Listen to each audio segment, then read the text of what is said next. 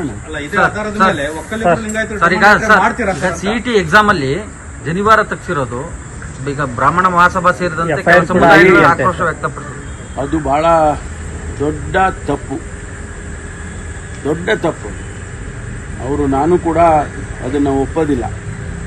ಯಾಕೆಂದರೆ ಇದೆಲ್ಲ ನಾವು ಎಕ್ಸಾಮಿನೇಷನ್ ಮಾಡುವಂಥ ಸಂದರ್ಭದಲ್ಲಿ ಅವ್ರಿಗೇನೋ ಒಂದಿಷ್ಟು ನಿಯಮಗಳನ್ನು ಪಾಲನೆ ಮಾಡೋಕ್ಕೆ ಹೇಳಿರ್ತಾರೆ, ಇದನ್ನೆಲ್ಲ ಹೇಳಿರ್ತಾರೆ.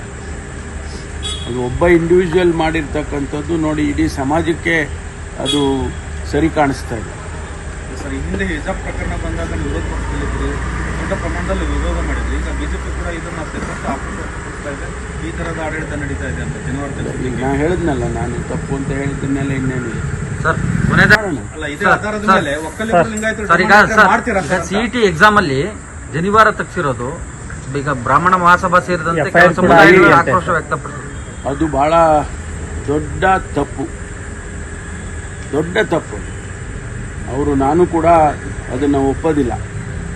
ಯಾಕೆಂದರೆ ಇದೆಲ್ಲ ನಾವು ಎಕ್ಸಾಮಿನೇಷನ್ ಮಾಡುವಂಥ ಸಂದರ್ಭದಲ್ಲಿ ಅವ್ರಿಗೇನೋ ಒಂದಿಷ್ಟು ನಿಯಮಗಳನ್ನು ಪಾಲನೆ ಮಾಡೋಕ್ಕೆ ಹೇಳಿರ್ತಾರೆ, ಇದನ್ನೆಲ್ಲ ಹೇಳಿರ್ತಾರೆ. ಅದು ಒಬ್ಬ ಇಂಡಿವಿಜುವಲ್ ಮಾಡಿರ್ತಕ್ಕಂಥದ್ದು ನೋಡಿ ಇಡೀ ಸಮಾಜಕ್ಕೆ ಅದು ಸರಿ ಕಾಣಿಸ್ತಾ ಇದೆ.